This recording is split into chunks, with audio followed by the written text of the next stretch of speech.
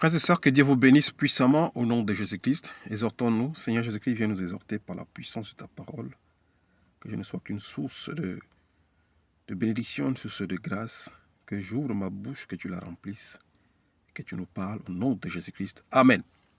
Exhortons-nous, frères et sœurs, sur la parole de Dieu. Notre sujet de ce matin, frères et sœurs, c'est qui est enfant de Dieu. Parce qu'il faut qu'on sache dans l'Église qui est enfant de Dieu et qui ne l'est pas. Comme la Bible nous dit, dans l'Église, il y a l'ivraie et le blé. Qui est le blé et qui est l'ivraie? Est-ce que tu es ivraie? Est-ce que tu es blé? Connais-tu ton identité? Connais-tu ta position dans la maison? Es-tu une pierre? Es-tu une pierre importante pour la construction du temple spirituel? Ou tu es un objet sans valeur? Un objet que Dieu n'a pas besoin pour construire sa maison. C'est notre exhortation. Frères et sœurs, nous pouvons ouvrir nos Bibles dans le livre de Matthieu 22. Matthieu 22. Il y a beaucoup d'appelés, beaucoup d'élus. Frères et sœurs, il est important de savoir ta position auprès de Dieu. Dieu a créé toutes choses. Il a créé les hommes à son image. Bons ou mauvais, nous sommes tous des créatures de Dieu. Mais il est important de connaître qui est enfant de Dieu. Est-ce que tu es un enfant de Dieu ou tu n'es pas un enfant de Dieu? Le Christ est venu pour ses enfants. Il n'est pas venu pour toute l'humanité. Il est venu afin que ses enfants soient sauvés. Est-ce que tu es un enfant de Dieu ou tu n'es pas un enfant de Dieu? Beaucoup d'appelés, peu d'élus. Matthieu 22, de 10 à 14. Je lis pour la gloire de Dieu. Matthieu 22, 10 à 14. Il est écrit: Frères et sœurs, que Dieu nous aide. Ses serviteurs s'en allèrent sur les routes. Ils rassemblaient tout ce qu'ils trouvèrent, mauvais et bon. Et la salle des noces fut remplie d'invités. Ici, c'est une parabole du Christ de la fin. Comment est-ce qu'il a envoyé ses serviteurs aller rassembler tous ses enfants, aller rassembler les élus. On dit ici que les serviteurs allèrent. Ils rassemblèrent les bons et les mauvais. Je redis, ces serviteurs s'en allèrent sur les routes.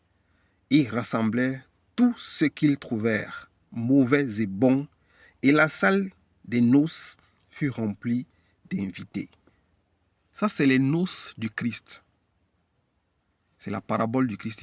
Il fait un grand festin et il envoie ses serviteurs aller sur les routes, appeler ses élus. Mais on dit les serviteurs arrivèrent comme quand on prêche la parole, on la prêche pour tout le monde. Et ici on dit, ils rassemblaient les bons et les mauvais. Comme je disais, dans l'église qui est spirituelle aujourd'hui, il y a des bonnes et des mauvaises personnes. Es-tu ivraie ou es-tu blé? Es-tu enfant de Dieu ou es-tu enfant de la perdition? C'est notre exhortation. Ici, les serviteurs rassemblaient les bons et les mauvais et la salle fut pleine. Au 11, on dit: le roi entra pour les voir et il aperçut là un homme qui n'avait pas mis d'habit de noces. Nous voyons que dans l'église, il y en a qui n'ont pas des habits de noces. C'est des hommes qui ne sont pas élus et des femmes qui ne sont pas élues, mais elles sont et ils sont dans l'église. Je continue. Il lui dit: mon ami, comment as-tu pu entrer ici sans avoir d'habit de noces? Le roi, qui représente ici le Seigneur, lui qui est l'époux qui vient chercher son église, qui est son épouse, il demande à cet homme: comment es-tu entré? Mais par contre, quand les serviteurs sont partis, Ils ont appelé les bons et les mauvais pour remplir la salle des noces. Mais le roi arrive maintenant, il demande, mon ami, tu n'as pas un habit de noces. Comment es-tu entré dans la salle des noces?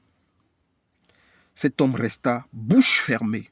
Beaucoup vont rester bouche fermée parce qu'ils ne sont pas appelés à ces choses. Alors le roi dit au serviteur, arrachez-lui les pieds et les mains, amenez-le et jetez-le dans les ténèbres extérieures où il y aura des pleurs et des grincements de dents. Le roi demande de l'arracher les pieds et de le jeter dehors dans les ténèbres où il y aura des grincements des dents. Beaucoup seront jetés dehors parce que beaucoup n'ont pas les habits de noces. Beaucoup ne sont pas les élus de Dieu. Beaucoup ne sont pas les appelés de Dieu. C'est pour ça que vous voyez des églises, des soi-disant églises, les temples remplis d'hommes et de femmes. Mais 1% n'est même pas de Dieu. Ils ne sont pas de Dieu. C'est pour ça qu'ils écoutent ces gens. On parle ici de l'église spirituelle. Quand le Christ viendra, il y en a beaucoup qui seront mis dehors. Ils ont l'impression qu'ils sont chrétiens, mais ils ne le sont pas. C'est pour ça que le Christ dit, il dira à beaucoup, je ne t'ai jamais connu. Au 14, on dit, en effet, beaucoup sont invités, mais peu sont choisis. Beaucoup d'appelés, mais peu d'élus. Dans l'église de Dieu, il y a peu d'élus. Et ce peu d'élus-là n'est pas encore rassemblé. C'est pour cela que le Seigneur tarde à venir, afin que ces élus se répandent. Qu'ils rentrent dans la bergerie, ceux qui ne sont pas encore rentrés, afin qu'ils viennent pour arrêter toutes choses. Il y a peu d'élus. Il n'y a pas beaucoup de vrais chrétiens dans l'univers. Il n'y a pas beaucoup. Mais ce peu-là n'est pas encore rentré dans la bergerie de Christ. Beaucoup d'appelés, ne voyez pas parce que ces soi-disant temples sont remplis. Ne pensez pas que ce sont les enfants de Dieu. Ce n'est pas ceux qui disent Seigneur, Seigneur, Seigneur, Seigneur qui entreront dans le royaume. Beaucoup ne sont pas de Dieu. C'est pour cela qu'ils suivent des fausses doctrines. Ils suivent les faux pasteurs et les faux prophètes. La majorité ne sont pas de Dieu. C'est des hommes qui ont reçu l'esprit de la perdition. Ils sont appelés à se perdre.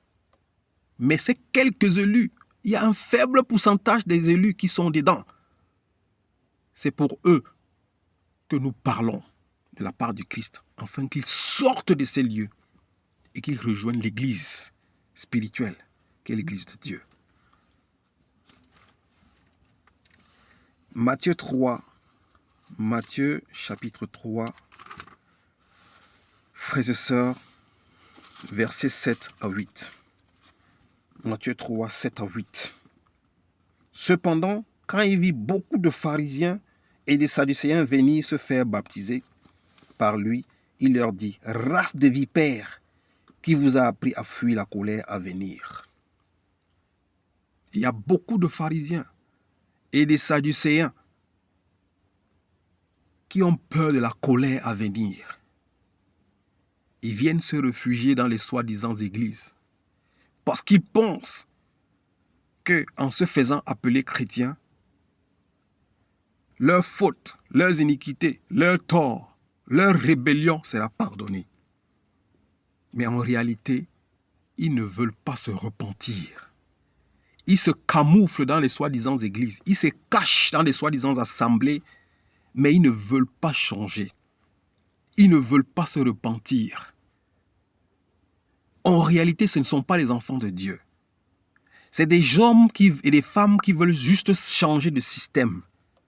Puisque le système maraboutique aujourd'hui ne produit plus, ne marche plus, et beaucoup ont honte de parler des marabouts, c'est le système de prophètes et de pasteurs aujourd'hui, des marabouts féticheurs déguisés qui marchent. Alors pour ne pas avoir le nom qu'il va ou elle va chez les marabouts, ils préfèrent aller chez des féticheurs qui se sont transformés en pasteurs et en prophètes. Mais au fond de ces hommes et ces femmes, ils ne connaissent pas Dieu et ils ne se dérangent pas de connaître Dieu. Tout ce qui les plaît, c'est de recevoir les miracles, les prodiges et de s'enrichir selon ce qu'on les prêche. parce que c'est ce qu'ils allaient chercher avant chez les marabouts et chez les féticheurs. On dit ici, Jean, quand il a vu beaucoup d'hommes, des Sadducéens, ceux qui ne croient pas à la résurrection du Christ, ils sont nombreux dans les soi-disant églises, les soi-disant assemblées. Les pharisiens, les hypocrites, ils sont pleins dans vos temples. C'est des hommes qui ne croient pas en Christ, mais tous les dimanches, ils sont dans les temples. Ils disent qu'ils vont à l'église. Dans leur ignorance, ne sachant pas que l'église, c'est nous l'église. Mais chaque dimanche, ces hypocrites qui ne croient pas en Christ, qui ne croient pas que le Christ est venu sur terre, ils sont dans ces soi-disant églises. Et ça ne date pas d'aujourd'hui. Jean, quand il leur a vu venir à son baptême, il leur répond. Cependant, quand il vit beaucoup de pharisiens et sadducéens venir se faire baptiser par lui, il leur dit, race de vipères, qui vous a appris à fuir la colère à venir. Ces gens pensent qu'en se baptisant, en allant tous les dimanches dans les soi-disant églises, ils vont fuir la colère à venir. Mais c'est une race de vipères. Une race qui est maudite. Une race qui va vivre la colère à venir. Au 8, il dit, produisez donc des fruits qui confirment votre changement d'attitude. Jean les demande ici, produisez des fruits qui montrent votre changement d'attitude. Ces hommes, ils vous disent, ces femmes, je suis en Christ, ça fait 10 ans, 20 ans. Mais vous ne voyez pas les fruits qui montrent qu'ils ont reçu l'Esprit de Dieu. Cela prouve qu'ils ne sont pas les élus de Dieu. Ils ne sont pas les enfants de Dieu. Jean l'a dit ici, produisez donc des fruits dignes de la repentance. Tous les jours, vous les voyez porter des Bibles, vous les voyez se voiler, mais leurs fruits ne prouvent pas qu'elles sont enfants de Dieu. Leurs fruits ne prouvent pas qu'elles sont filles de Dieu. Mais chaque jour, elles vont dans les réunions de prière. Elles vont dans les veillées de prière. Elles font des jeûnes. Mais les changements, le comportement ne change point. Cela prouve qu'elles ne sont pas les enfants de Dieu. Elles ne sont pas les élus de Dieu. Beaucoup d'appelés, mais peu d'élus. Nous continuons par la grâce de Dieu. Jean chapitre 1, frères et sœurs. Un message un peu long, avec beaucoup d'écriture. Pardon. Jean chapitre 1, versets 12 à 13. Jean 1, versets 12 à 13. Je lis pour la gloire de Dieu. Mais à tous ceux qui l'ont accepté, à ceux qui croient à son nom, elle a donné le droit de devenir enfants de Dieu. Tous ceux qui ont accepté la parole de Dieu, qui ont cru au nom du Fils de Dieu, Jésus-Christ, il leur a donné le pouvoir de devenir enfants de Dieu. C'est ceux qui croient à la parole de Dieu, ceux qui ont foi en cette parole, ceux qui la méditent et qui la pratiquent. C'est à eux que le Seigneur a donné le pouvoir, par sa grâce, de devenir enfants de Dieu. Et non à ceux qui forcent, qui veulent plaire, montrer aux hommes qui sont enfants de Dieu. Mais c'est le Seigneur qui leur a donné le pouvoir, parce qu'ils ont cru à sa parole. Ils la mettent en pratique et il leur a donné le pouvoir de devenir enfants de Dieu. C'est une grâce d'être un élu de Dieu. C'est un don d'être enfant de Dieu, de recevoir la parole de Dieu et de la saisir et la laisser germer en toi. C'est une grâce, une faveur imméritée. Au 13, il dit, puisqu'ils sont nés non du lait de la nature, ni par une volonté humaine, ni par la volonté d'un mari, mais qu'ils sont nés de Dieu. Puisqu'ils sont nés non du fait de la nature, ni de la volonté humaine, ni de la volonté d'un mari. Ces enfants sont nés ni de la nature, de leur nature charnelle, ni de la volonté d'un homme, ni de la volonté de leur mari. Mais c'est par la grâce de Dieu que nous sommes devenus, et ceux qui sont dans le monde sont devenus enfants de Dieu. par la grâce. Ce n'est ni par la chair, ni par le sang, mais c'est par l'Esprit de Dieu que ceux qui sont devenus enfants de Dieu sont devenus enfants de Dieu. Ce n'est ni par la volonté d'un homme, comme on vous dit, si tu fais ceci, tu fais cela, Dieu va te récompenser. Ce n'est ni par la volonté d'un homme, ni la volonté d'une femme, ni de la volonté d'un mari. Mais c'est par la grâce que ceux qui sont enfants de Dieu sont enfants de Dieu. Donc beaucoup sont là, mais ils n'appartiennent pas à Christ. Jean chapitre 10,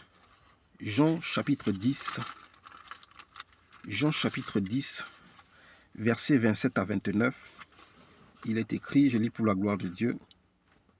Mes brebis écoutent ma voix, je les connais et elles me suivent. Les brebis du Seigneur connaissent la voix. Quand un élu écoute la parole de Dieu, il sait qu'ici, c'est le Seigneur qui parle. Le Seigneur dit, je les connais et elles me suivent. Les brebis du Seigneur ne sont pas là pour les pasteurs, pour les prophètes, pour les bishops, pour les archibishops, les généraux de Dieu, mais les brebis du Seigneur sont là pour le Seigneur. Elles connaissent le Seigneur et elles le suivent. Il dit au 28, je leur donne la vie éternelle, elles ne périront jamais et personne ne pourra les arracher de ma main. Le Seigneur Jésus-Christ dit, il donne la vie éternelle à ses élus. Assemblés, ces élus ne périront jamais et personne ne pourra leur arracher de sa main. Personne ne peut arracher un élu de Dieu de sa main. Malgré les mouvances, malgré tout ce qui se passe dans le monde, personne ne peut arracher un élu de Dieu dans la main du Christ. Parce qu'il a été élu, il a été prédestiné à être enfant de Dieu. Le Seigneur nous a donné le pouvoir de devenir enfants de Dieu par sa grâce. Qui va nous condamner si Jésus-Christ est Seigneur? Qui nous séparera de son amour? La mort, les problèmes, les démons, les esprits impurs, personne ne peut nous séparer de son amour. Au 29, il dit, mon Père qui me les a donnés est plus grand que tous, et personne ne peut les arracher à la main de mon Père. C'est Dieu qui a prédestiné ses élus depuis la création. Et il a donné ses enfants au Christ. C'est des enfants qui ont été prédestinés à pratiquer des bonnes œuvres, comme Éphésiens 2 nous le dit. Dieu nous a prédestinés à pratiquer des bonnes œuvres. Donc dans des églises, il y en a qui sont appelés à pratiquer des bonnes œuvres. Et la majorité n'est pas appelée à cela. 1 Corinthiens 11, 1 Corinthiens chapitre 11, que Dieu soit loué, verset 19. 1 Corinthiens 11, verset 19, il est écrit, je lis pour la gloire de Dieu. Il faut bien, en effet, qu'il y ait aussi des divisions parmi vous, afin que l'on puisse reconnaître ceux qui sont approuvés de Dieu au milieu de vous. Il faut qu'il y ait des divisions dans des églises, dans des assemblées. Il faut qu'il y ait des sectes parmi vous, des sectaires parmi vous. C'est la volonté de Dieu qu'il y ait des sectes dans vos soi-disant églises. C'est la volonté de Dieu qu'il y ait des divisions. Pourquoi il permet cela? Afin que l'on puisse reconnaître ceux qui sont approuvés de Dieu au milieu de vous. Il faut qu'il y ait le blé et il faut qu'il y ait l'ivraie. Il faut qu'il y ait ceux qui n'ont pas les habits de noces dans vos assemblées, dans vos soi-disant églises. Afin que l'on puisse reconnaître ceux qui sont approuvés de Dieu au milieu de vous. Ce n'est pas pour rien qu'il y a des sectes. Les enfants de Dieu sont dans les lieux de sectaires. Dieu permet cela afin qu'on puisse reconnaître ceux qui sont approuvés de Dieu. 1 Jean, frères et sœurs, 2,19. 1 Jean chapitre 2, 19 nous donne également une parole de sagesse. Que Dieu soit loué pour sa parole. Frères et sœurs, où que tu sois, adore ton Dieu en vérité et en esprit.